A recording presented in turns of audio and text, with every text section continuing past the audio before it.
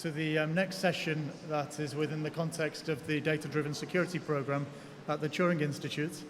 We previously spoke in the last session, if you were here, about the use of AI in conflict and war, and that necessitates the collection and processing of lots of different kinds of information, and in doing so that potentially infringes on an individual's right to privacy, which links, I guess, to the human rights of and being able to control one's own destiny with respect to autonomy, etc.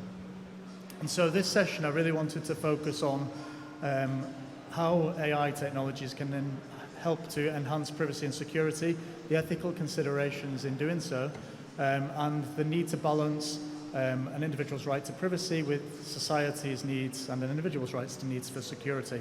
So I've got a very distinguished panel joining me on the stage. So as I did previously, the format of this session will be I'll ask each speaker, each panelist to introduce themselves and say something interesting or potentially controversial about the topic for up to 5 minutes. So 5 minutes each. I've got some pre-prepared questions that I'll ask the panelists, and then we'll open the stage up to the audience. So please do think about some difficult, controversial, challenging questions for the panelists, and we'll do our best to answer them. So please, I'll start with Professor John Crowcroft. Okay. Oh, wow, that's very loud up here. Can people at the back hear me as well as I can hear myself? Stick your hand up if you can't hear me. Oh, okay. Okay, so I work on a project in the Turing Institute. I'm a computer scientist, and I come from Cambridge University. I also spent 20 years at University College London working on the internet from 1980 to 2000. And then 2001 till now, I've been working in Cambridge building cloud systems. And we contributed to the hypervisor that's part of AWS, for example, that used to be widely used. And a lot of software into Docker. So if you're into that space, you know what kind of stuff we do in Cambridge. In the Turing, Mark's program kindly funded us to look at providing machine learning toolkits that ran in secure enclaves. So you may have heard of the interesting case where the FBI had to break into a couple of terrorists' iPhones in America and nearly failed because the Apple had taken advantage of technology in the ARM processor and also on the iCloud, the Apple Cloud, to provide something that they couldn't get at. And maybe somebody will get into the interesting problem for law enforcement in that space. But on the other side of the equation, what that does is it provides very good assurance that your private data is confidential. And if one could extend that to operate over large data sets that we use in the Turing that we're interested in processing. For example, NHS, healthcare data, Financial Conduct Authority trying to do fraud detection, money laundering detection, and so on. Then one could take advantage of public compute resources, which may be inexpensive compared with private data centers, but also assure the data subjects that you weren't going to accidentally or deliberately through coercion or other means leak the data, exfiltrate the data to bad guys or just embarrassing.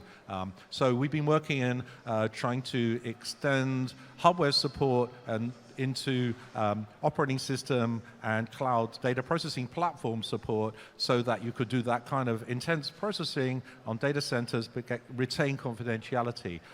What I'm going to say right now is that this is not a done deal by any means. There are people in Microsoft in Azure who have a confidential cloud service which is based on similar things that we've been trying, and they have to do an awful lot of heavy lifting to mitigate threats to the privacy that the hardware provides. So people want to catch me and talk about this offline afterwards in detail. I'm happy to talk about it, and we have a lot of analysis of that. But as part of that work, we're also thinking about defense in depth. So one uses a bunch of other techniques like secure multi-party computation and homomorphic encryption, as well as, if you're going to move the data around, which we don't like doing at all, some kind of statistical protection of the data, like differential privacy, k-anonymity, fuzzing, and so on, and certainly de-identifying any records. There's a whole bunch of techniques that we're applying, and it's super fun to work on this. At the moment, we don't exfiltrate the data anywhere. We leave the data inside the health service and the financial conduct and run stuff there because we don't trust ourselves yet. And so don't worry, we're not about to reveal your embarrassing secrets or anything else for that matter. We're just trying to learn what we can learn. Thank you, John. Hi, can you hear me? Yeah, great. Thank you for being here on such a wonderful sunny day. I basically, whenever you're asked to introduce yourself in a panel, you sound a little bit like Alcoholics Anonymous subject, hello, I'm such and such, and I'm an alcoholic, and all this. So this is basically what I'm going to do. I'm going to do an intro, and I'm going to do a confession. So essentially, I'm Ganna Pogrebna, and I'm a decision theorist. And if you don't know who decision theorists are, have you ever heard about economists? How many people? Okay, some people did. Awesome. So basically, economists are people who are very good with numbers, but they don't have enough personality to become accountants, so they're pretty miserable. Now, decision theorists are like a subset of that miserable bunch, except we're even more miserable because we get to model people's behavior all day. And the problem with that is that, we basically write the best mathematical models of human behavior, but then you get real people, and real people do something very interesting and sometimes very stupid, and you have to constantly rewrite your models to fit the behavior. Okay. So apart from being a decision theorist and working on basically behavioral aspects of AI and cybersecurity, I'm also a university professor. And if you don't know what university professor is, I'll explain it to you. So basically, if you're a male university professor, then 70% of your time is spent in useless meetings. If you're a female university professor, then 99% of your time is spent in useless meetings where you are the only female in the room. And then with 1% of your time, you can do some research, and you can do something very inventive with it. So essentially, with my 1% of research time, and this is where my confession comes. I decided to write a book on cybersecurity about a year ago. And essentially, the book was about privacy, security, and cybersecurity in particular. And basically what I found was that cybersecurity is a behavioral science. It is a behavioral science for several reasons. The first reason is your perception of privacy and cybersecurity risks really depends on your individual profile. In fact, we identified 4 profiles in population of any country, and the prevalence of a certain behavioral profile actually defines how people perceive privacy and security in that country. The second thing why cybersecurity is a behavioral science is that spending billions on tech actually doesn't buy you more security. What you need to do is train your staff, train your people in order for them to understand what security is. Another thing is, no matter how hard you try, someone in your organization is going to screw up eventually. So what you need to be doing is not building a robust system, but a resilient system. So you need to be thinking about how to quickly put things back on track. So finally, before I hand the mic over to my colleagues, I just want to thank CogX for putting us all together, because obviously if we were just meeting at King's Cross, we would have never met on the same platform, because I'm sure my fellow panelists would have gone to some sensible platforms like Tube or Train, and I would be at platform 9 3/4 looking for some sensible and normal people. So thanks a lot.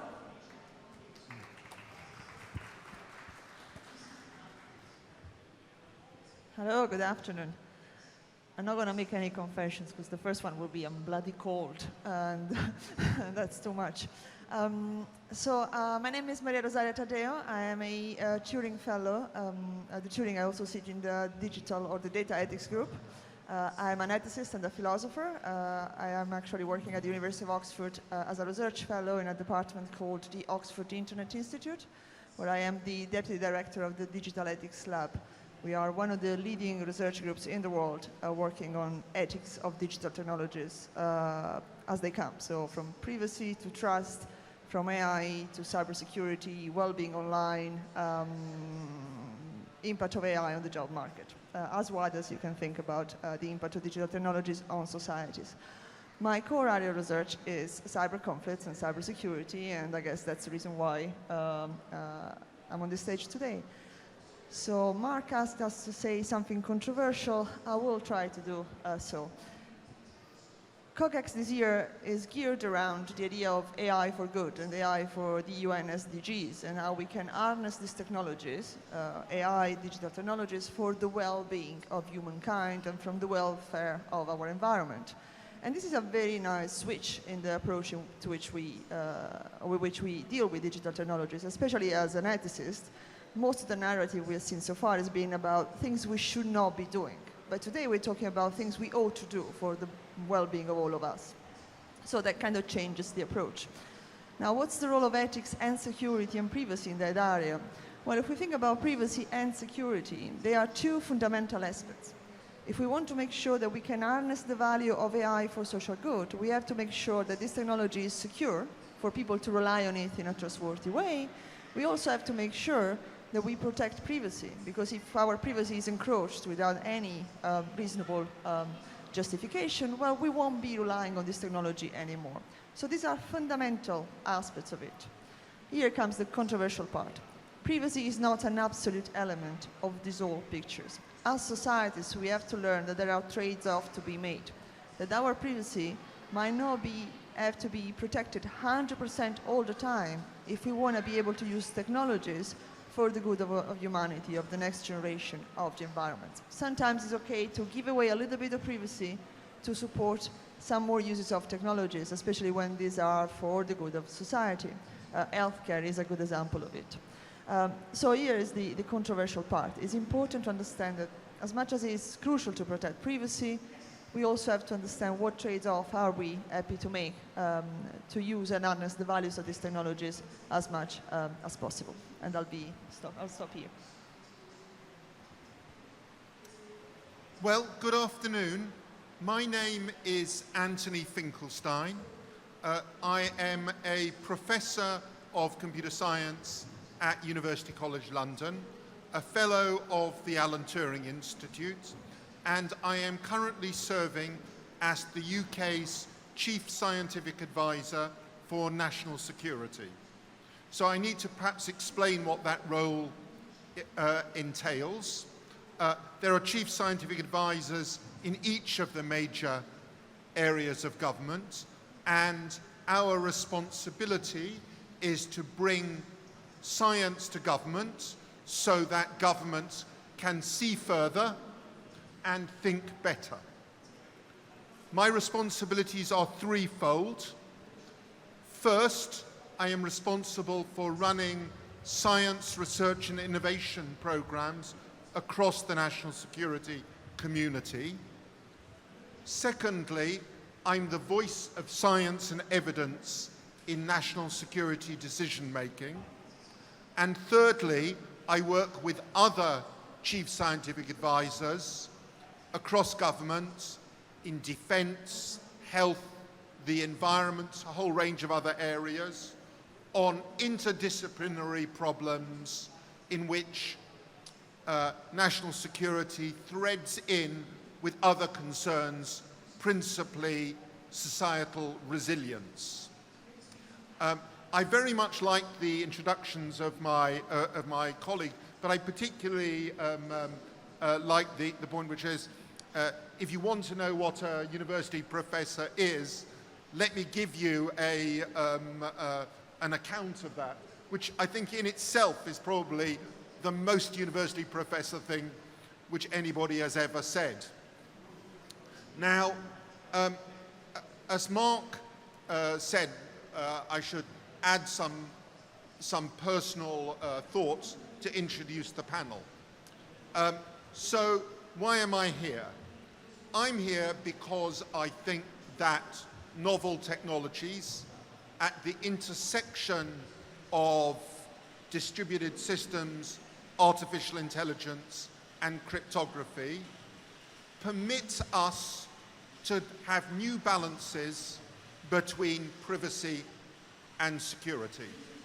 They allow us potentially to be able to compute properties of data without revealing some of the features of that data which otherwise might harm the interests of citizens. Now, those of us in national security are charged with acting in accordance with the principles of necessity and proportionality. So the ability to use technology to help us make those balances in new and potentially productive ways for the welfare of society, that seems to be a very important aim. It's for that reason we support the program in the Alan Turing Institute as a community, and that I'm interested in engaging in the discussion with my fellow panelists and with the audience. Okay, thank you. So a couple of my opening questions have already been touched upon. So I'll change the order of my questions, and this is going to be a surprise to the panelists as well, because I've completely changed the order from which I presented it to them. Anyway, so my first question to the panel is, how do we teach the value of personal data? I can probably make a start on that. I think that's definitely, in this country, we already start doing something towards that. So there are several programs for children that we have. And there is a cybersecurity competition for young girls, schoolgirls that we have in this country. But I think what we don't do enough is we essentially approach all individuals as absolutely the same. And like I said, the way you perceive cybersecurity risks and the way you perceive your privacy heavily depends on your individual profile. And for example, in the UK, we have a lot of people who are anxious about cyberspaces. So essentially, they think that the risks of having a breach or losing the data is very high, and they basically are very cautious about doing something online. Whereas, for example, in the US, the majority of population is relaxed. So people think that the risks are low, and they engage in a lot of really silly behavior online. If we take Chinese population, we have a lot of opportunistic people who understand the risks but still engage in risky behavior online. So effectively, we have all these different profiles, and the way we currently construct marketing campaigns are essentially targeted at everybody. So what we need, when we're educating people, we need to actually understand what individual profile they are, and then provide this targeted education to them. Otherwise, it will be absolutely impossible to approach a relaxed person as if we are approaching an opportunistic person, for example. So let me tell a couple of stories about the value of personal data. Many companies have tried to monetize personal data and figure out how you look after it and then sell it. Nobody's figured out how you get the price point right. This has been studied. Many people have tried to assess how you convey the risk of loss of privacy and confidentiality of personal data. It's very hard. People have a binary attitude. Just after you had identity theft, you're really worried about it. A few months later, you forget about it. So this doesn't seem to work very well. Across different age groups, you have different views about this. This is well understood. Dana Boyd and other people have studied in great detail that younger people do all kinds of interesting strategies that mask their personal data because they're aware that a lot of online social media organizations, one particular company, completely play havoc with your personal data the whole time and trade it through mobile phone operating systems to literally hundreds of third parties who are not entitled to it, but they're outside Europe, so they're not subject to some of the law and so on, or they think they're not. They may find different soon. So this is actually very problematic. This word value can be looked at from the point of view of money. It can be looked at from the point of view of risk. It can be looked at from the point of view of how does this affect my life? I'll just tell the last story. My daughter used to work in a tech company before she went to work in Kew Gardens as a horticulturalist, which is much nicer, except perhaps today. And in the tech company, when they were looking at hiring new people, they found the HR person was looking at these people's social media pages. In that company, mostly people under the age of 30, the reaction was fire the HR person. That has nothing to do with, the fact that somebody's got a picture of themselves drinking a bottle of beer, standing on a table, dancing in a club. That's what we all do on Friday night. Why would you think that's a reason to not hire somebody for this company? right? So it's interesting that the normal stories you hear are horror stories about people looking at, people's Facebook page and not being fired as a teacher in America. But interestingly, in a tech company, the reaction was the opposite. It was the person intruding on somebody's personal space was actually the person doing wrong. And I think it would be really interesting to stop people thinking about monetizing your personal data in large organizations and flip the get the symmetry of the power relationship back again, which is what my daughter's company did. It's really interesting. They turned the tables on that model. And I think we should think hard about what that lesson is. It's very hard to do that, though, in an intensely capitalist world. So very briefly, I think that looking at this problem from a structural point of view, one aspect to focus on is really the transparency of the purposes of infrastructure using, collecting, and allow or managing access to data. So understanding that data are collected and used for these companies to make money, or their predictions can have an impact on life. So on top of all the training that we are discussing here, perhaps make evident, make transparent that there is actually a specific purpose for which data are collected and services are provided, might be a way of raising awareness. Although I agree that it's a problem that has a big generational label on it, so young generation might be less naive than we have been, or others might be. So I think before we start teaching, we need ourselves to understand. So this is an area which, as John rightly says, we actually don't have the underlying scientific understanding which allows us to build a pedagogy around this. So let me ask a question. If I disclose an item of personal data, I disclose, for example, that I have a particular health condition, I cannot readily say what inferences another class of actors are enabled to make about me as the result of disclosing that data. So the foundation for being able to say something about the value of the personal data is to be able to reason about that set of inferences. If we're able to do that, then people can come up with a reasonable evaluation, because those inferences relate to the prospect of real-world actions which do have some economic and other value.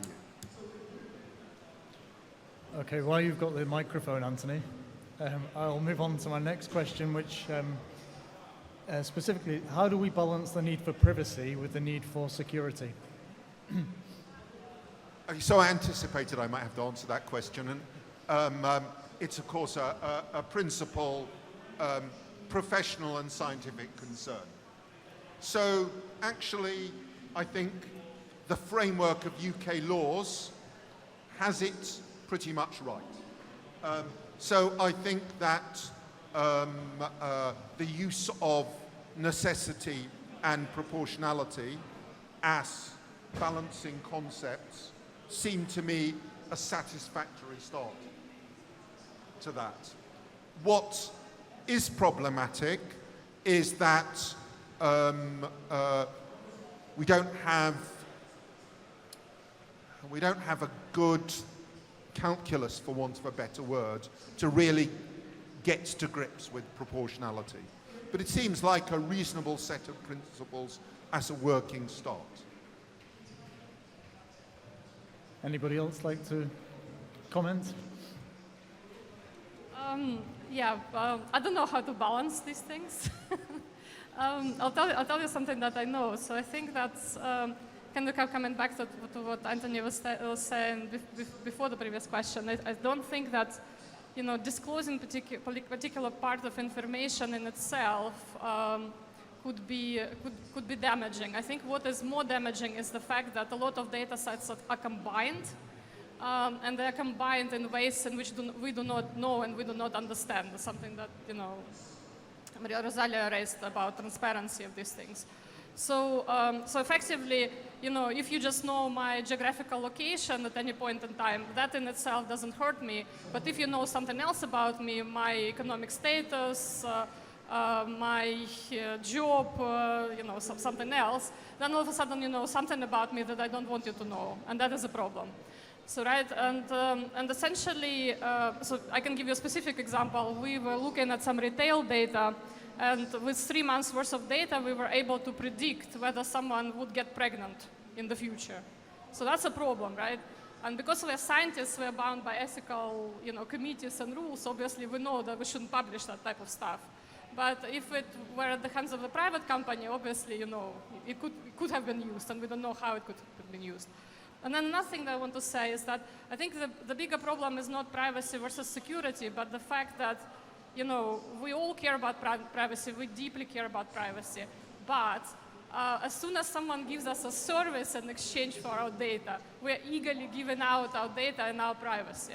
So that's a bigger problem. It's a much bigger problem, and it's a lot more fundamental than I think this dichotomy between privacy and security. I'll be very brief, okay? Yeah, no, I think it's just trying to throw a question there. It might be time for us to pass this idea of the balance between security and privacy and trying to go for a more complex approach to it. I mean, the security versus privacy goes back to Mill and to, you know, you protect rights, but you have to give something away for surveillance. And it's a problem that is still there. But as my colleague was saying here before, these days, the collection, sharing, analysis of data can infringe a lot on other rights and other aspects, self-determination, freedom of speech, freedom of thought. So it's important that we understand that it's not anymore about balancing, it's very much about harmonizing and trying to shape this thing in a more holistic way, if we wish. And then it's true that there are laws there to protect the access to our data with respect to security, but I think that what you point out there is very much the problem. We don't know how to assess proportionality, so we don't know what necessity looks like when it comes to infringing on our privacy for security issues. And that's something that requires a lot of thinking and consideration, I believe. So the big problem with data and surveillance is that the false positive, false negative rates of things like social media analytics are satisfactory if you're doing targeted ads or recommendation and you're slightly under recommending to some people and over recommending to others. Your eyeball time, you know, you've bought into that model, maybe not, as I said earlier, but at least a lot of people seem to be okay with that. The problem is that there are two downsides to this in national security and surveillance. One downside is when you act on false positives, then you're causing a great deal of problem for the individuals concerned. You arrest them, this is problematic, or you may lock them up without even trial in some situations. And then the other side is that when a community become aware of that, it has a chilling effect on that community. So I think Antony's right that the UK at the moment has got a reasonable balance in the behavior of the organizations involved. In some senses, the fact that they miss some cases indicates they're not overdoing it, although if you're really paranoid, you could say they do that deliberately to cover up how good they are at spotting the bad people. That would be pretty crazy. I don't believe that in this country. But the problem is that if you have an automatic process, the last point I'll make here is that if you introduce something that says we're going to take these children into care because we think their parents are behaving in such a way that their children are at risk, and we do this based on an algorithm, then there is a mission creep, which is to stop getting human intelligence about what's going on, right? If you're looking at welfare with children, there's a reduction in money that goes into hiring enough social workers to be accurate about what's really going on. And if you're looking at what happened in Gulf War, a lot of that was that the US didn't have enough agents who were prepared to live in a hot climate and eat funny food. I am not joking. So, you know, there is this is documented, right? So this is problematic that if you think this is a replacement for humans, you really don't understand what AI is capable of, or actually incapable of right now. Thank you. So we started to kind of move towards discussions around ethics, I guess, if I had to summarize it as a statistician. So would one of you, or all of you, like to summarize what the key kind of ethical issues are that are being researched, that are being debated at the moment with respect to privacy, security, and some of the topics we touched upon then? It was a directed question. I've been volunteered. Okay, so I won't talk too much about research ethics because it's really something I'm not too competent in. But when it comes to the ethics of data collection and the problems that it brings about when we confronted with security, there is one big elephant in the room, which is consent, which is a very hard problem to address. Consent about access to your data, collection of your data, management of your data, all sorts of things. There is another big problem there, which is about to what extent those data will be used to support your choice, your decision making, or to offer you a better tailored service, and to what extent that can be actually used to shape, drive, nudge your decision processes, so your self-determination. And this is true individually and it's true collectively, what we've seen through social media over the past elections, for example. There is a friction between access, what John called the data surveillance, so how much those data can actually become a form of control over individuals and society. And there is a big issue with respect to how do we make sure that collecting this data for good purposes eventually will not lead or will not open up to new avenues which will be deeply unethical. And security at this point becomes a strong ethical aspect to it. So think about AI for SDGs. AI for SDGs, whatever SDG you might consider, require a lot of data to be there, to be made available, to be open access, to be shared across different stakeholders. Make sure that those data are securely stored, securely accessed, that there is no integration of databases so that people might find themselves in a situation that they didn't think or thought about when they consented access to the data, is a key aspect of it. So at this point, we see security becoming a responsibility rather than something that encroaches upon privacy or is conflicting with privacy. We kind of switch sides. And indeed, I'm going to be a little bit technical for 30 seconds. When it comes to ethics, security and privacy, those are not ethical aspects of designing digital technologies. Those are infra-ethical aspects. So these are aspects which allow the good use of technologies to be achieved. So these are tools, these are means, rather than end goals of the managing and designing of technologies. How do we harmonize these different elements so that we achieve the final good we want to is the key ethical questions of these days, I believe.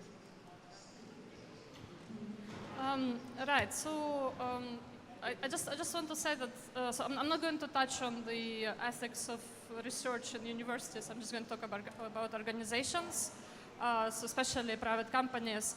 So I actually have talked a lot over the course of kind of preparation for my book and recently with companies. And I don't know a single company that wants to do things unethically or in the wrong way, right?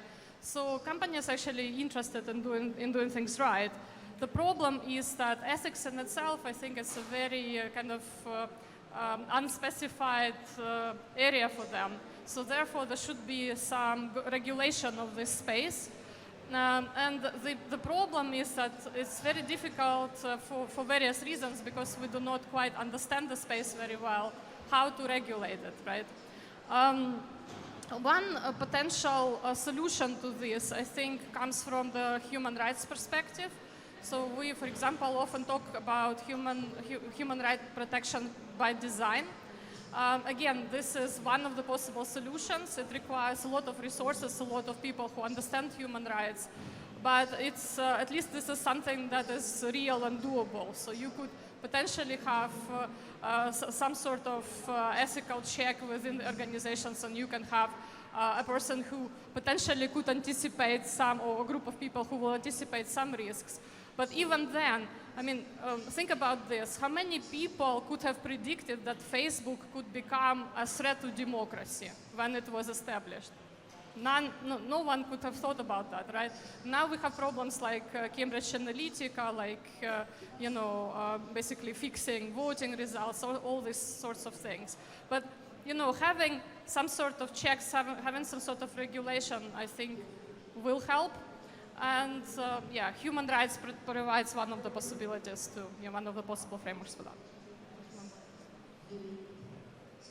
So, without wishing to in any way contradict or criticize what I think have been very interesting and articulately set out views, I am personally beginning to wonder whether the discussion on AI ethics has hit the top of the Gartner hype curve.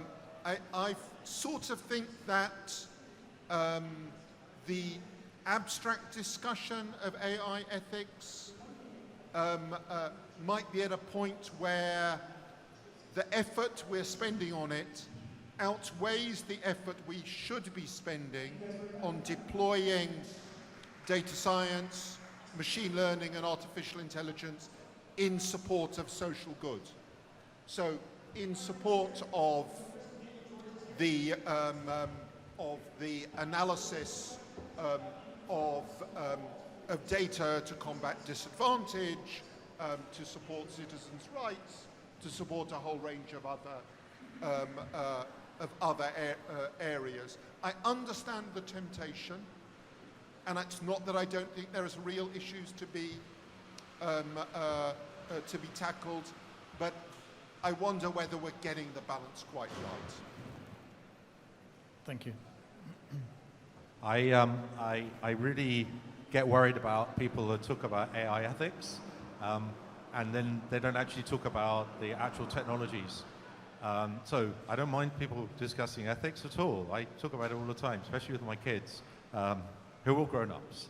You know, I just tell them how unethically they behave the whole time, and they laugh at me, say, we learned it from you, Dad. But the thing is, when you have a discussion about ethics without actually discussing, you know, what is the machine learning technology doing? You know, which is the bit that's the black box we can't explain, or what's the bit that's making decisions that, you know, taking power out of people's hands, or where is it being used that has asymmetric power between a large company and a small individual, and so on. If you don't actually say how is the system embedded, then you're talking about ethics in a vacuum, which is a complete waste of time.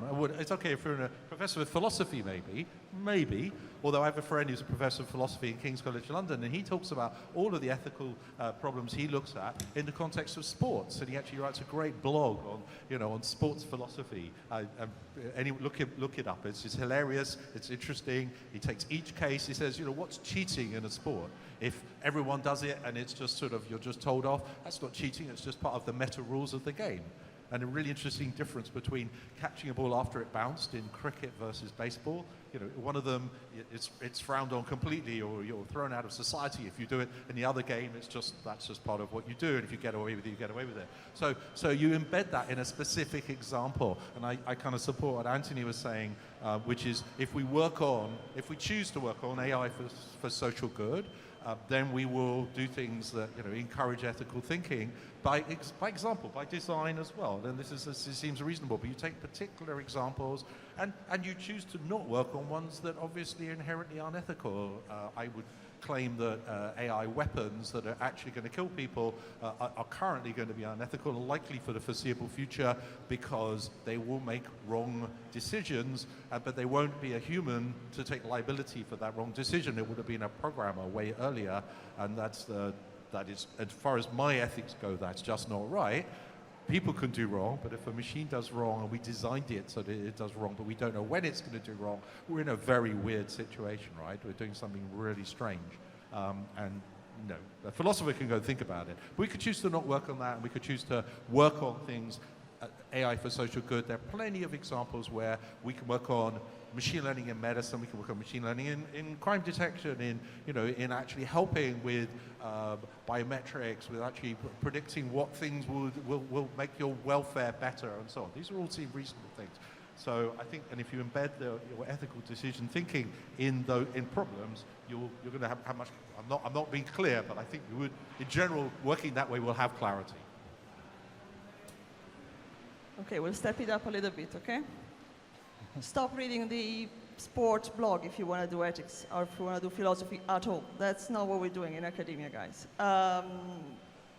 There are a lot of questions that AI and digital technologies bring about.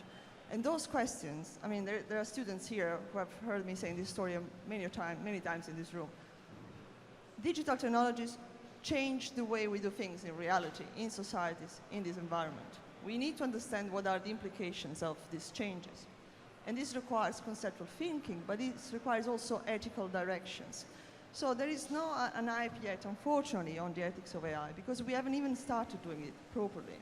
We have had a lot of guidelines, we have a lot of discussions, but there is a lot of work to do, understanding now that this technology is becoming a technology that is about to be embedded in the structure of societies. Now we have to understand what are the implications, what are the risks that we are facing, and what are the opportunities that we are to harness. I agree with you, we have to focus on specific aspects, indeed. But when we focus on specific aspects, it's not the machine learning, it's not just the technology itself, it's the implementation, the context of implementation. AI for social good? Well, the first question an Oxford student will ask you is, well, okay, what is good that we're talking about? And is good in the UK the same thing in the rest of the world? At which point good becomes evil?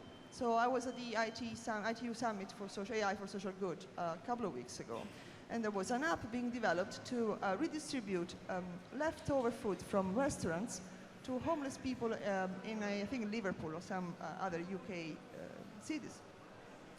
And you would think, oh, wonderful, we avoid wasting food, we support people who can't afford buying food, and it's a plus, it's a thumbs up. Well, not really, because what if you create dependencies? And so these people start to become dependent on this process, and they have less of an incentive to get out of the spiral in which they are and try to find a job and improve their situation. Here you go, it's a strong ethical dilemma, which has nothing to do with the machine learning itself. It's more with the impact of technologies on society at large. So yes, Antony, I would really be happy if, as of tomorrow, I would have to focus just on a smaller fraction of the issues we focus these days. And I'm sorry that there is this sense that ethics has become the hyped, cool buzzwords that in the room everybody has to utter at one point or another as an empty thing, pretty much like the women in a meeting, right? You tick the box. But there is a lot of work to be done there, and the fact that most of the work done so far feels like an empty rhetorical narrative, well, it doesn't mean we have overcome the needs for it. It just means that we need more and better job in that area. Okay, so I'll move the conversation on slightly. So, John, you recently co-authored a report for the Royal Society about privacy-enhancing technologies. Can you give us a 2-minute summary of pets and some of the content of that report, if you can remember it, please?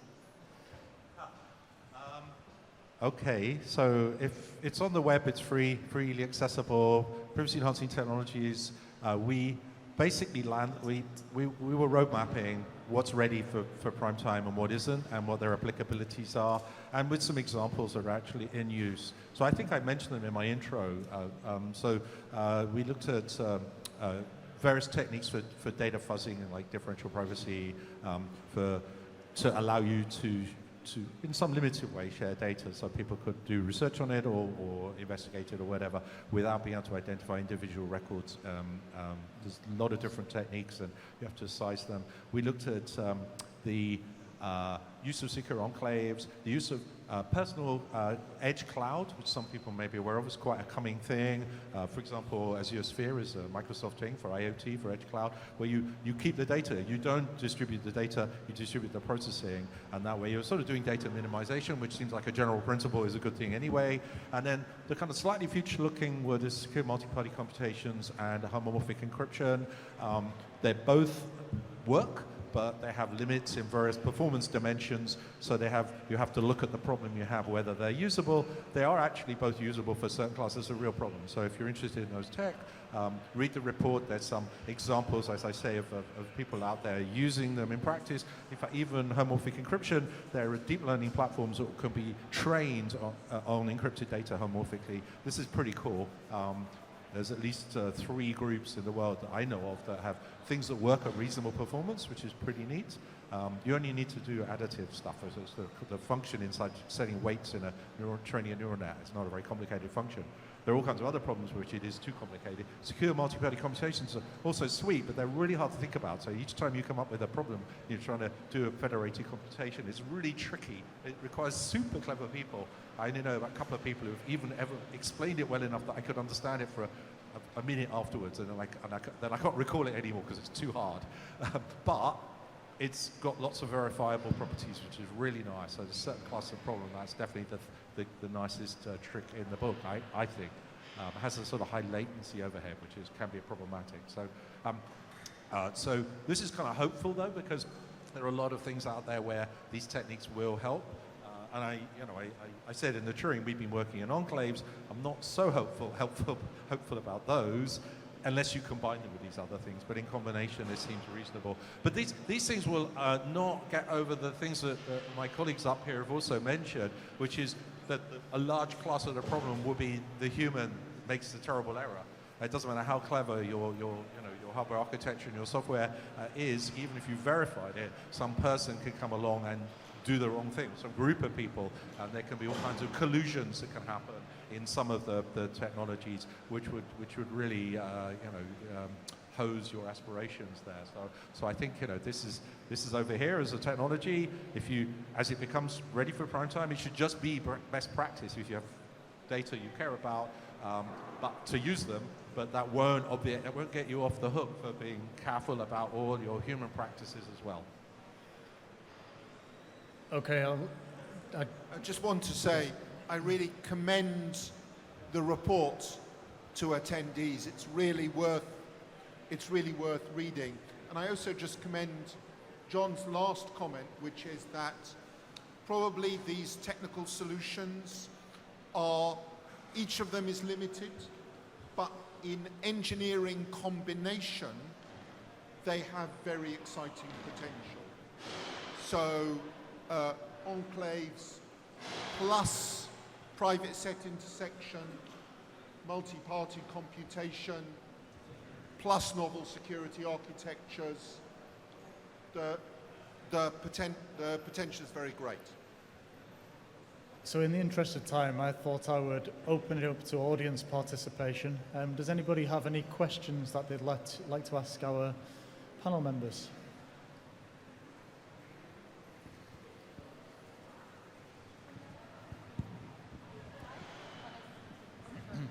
Hi, my name's Emily, and I'd like to ask a hypothetical question. Suppose I'm a researcher and I'm interested in monitoring sources of air pollution in London, and I want to set up cameras to find out where those sources might be. What kind of pipeline would I have to go, and do you think it would be accepted?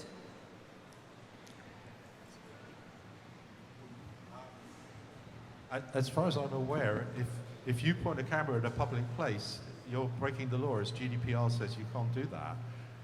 The cameras that are put there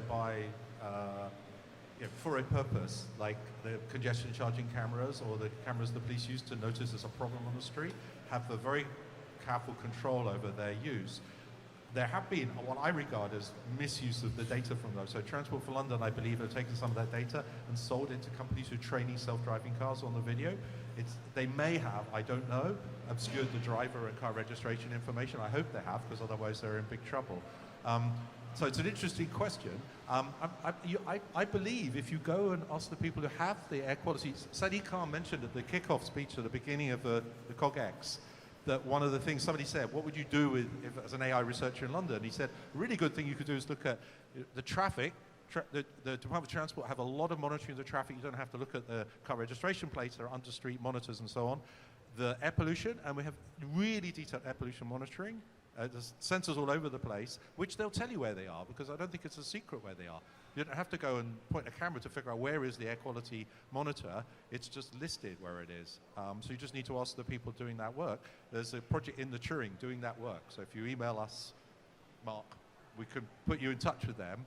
And then if you wanted to correlate that with health, which would be a really super useful thing, I think was the mayor was referring to, which would be really great, because you could then offer advice to policymakers to say, you know, we need to cut down cars even more, or we need to remove diesels completely from the equation, or tax them a lot so they self-remove, or whatever. You know, I'm making it up but you imagine those policy changes, you would have an evidence to support that, and it would connect with healthcare, but also connect with individual decision-making. Like, I would avoid areas where I cycle everywhere, and you know, I would avoid areas where I'm going to be breathing in incredible amounts of pollutants that are really bad. That would be really useful to have real-time maps, but also to know what the specific damage was to myself from my own personal health. So I'd be connect all those pieces together would be great. But I don't think I need to do exactly what you're saying, but I see where the question's coming from, because connecting what other people are looking at, I guess, is maybe what you're hinting at. Yeah, and also, I guess I imagine if you were to do it in a different country, say for example as a researcher in another country, going through ethics approval would be far easier. So I just wondered what kind of rules and regulations are in place in the City of London, and who controls that? So, I mean, I don't know the answers to the specifics, so I'm going to say more generally. In terms of the pipeline design, it's clear that what you want to do is filter the data that you're getting, other than the strict variables necessary to give you the pollution data, and you want to do that as close to the collection edge as possible. And then you need to be able to have some assurance, so you need to build in some assurance that you have not inadvertently stored or processed personal data. I would have said, as good practice, it would be good to run one of the standard privacy impact analysis frameworks over your research design to give you some confidence.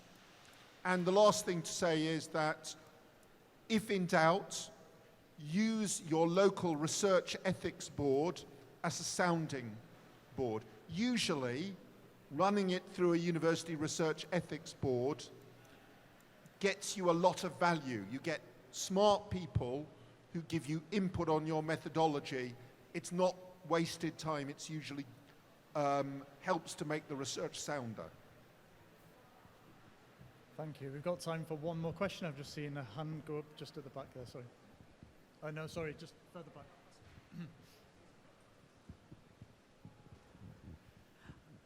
I walked in when you spoke about economists, and I agree with you.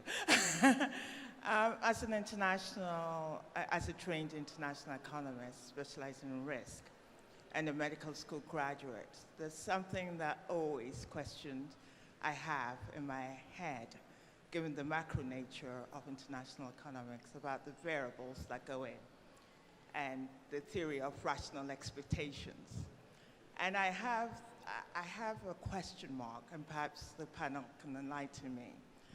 I see the same problems that we may have in rational expectations, where cultural characteristics are not taken into account. And I mean, I listen to you and it's very enlightening, but there's this warning bell at the back.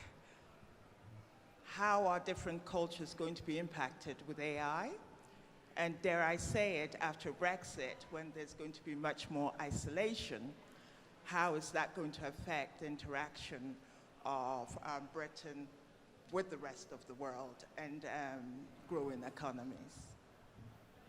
So I can, I'm not going to talk much about the future. I can tell you from my research what I know about cultural differences. So essentially, we just finished a paper where we looked at cultural value orientations theory, which is a sociological theory. It's a theory by Shalom Schwartz. And what he did was he mapped cultural value orientations across 74 countries in the world. And this is his lifetime work. And effectively, what we were able to do with that data that he collected, so it's over, I don't know, it's 75,000 observations from, measuring people's cultural values. So we were able to actually separate countries into two poles, competitive and cooperative. It's a relative scale. And essentially, if you look at specific value clusters that matter for cybersecurity, it's embeddedness and autonomy. So countries that are more embedded, that are more collectivist, so they exercise more collective space. They tend to be less risk-taking in cyberspace in terms of privacy, cybersecurity, all this. And therefore, the governments normally exercise less governance. So for example, Ethiopia, Cameroon would be in that group of countries.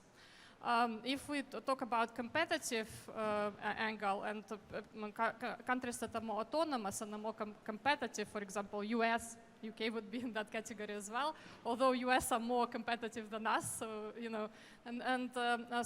so essentially what we see is these nations are more risk-taking in cyberspaces. So that allows us to actually map all these countries, and we map them on this, like I mentioned just embeddedness and autonomy, but there are 7 different kind of scales how you can measure that. And what we found is not only it affects how culture affects what risks people take, but also what governance measures are actually implemented by the states. So we have cybersecurity index that is collected by International Telecommunications Union. So they actually measure how countries govern cybersecurity and privacy, and they measure it on 5 different criteria.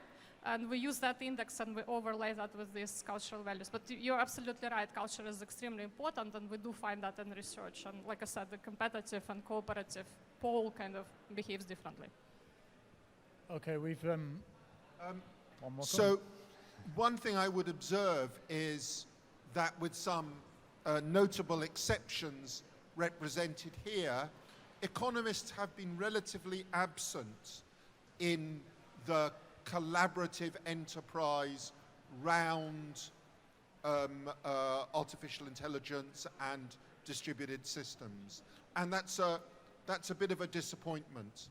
I think there's so much to be gained. In fact, if you look across, certainly from my university experience, you look across the collaborative space, psychologists, philosophers, lawyers, all of them deeply engaged, even humanities scholars, all of them deeply engaged in the collective discussion.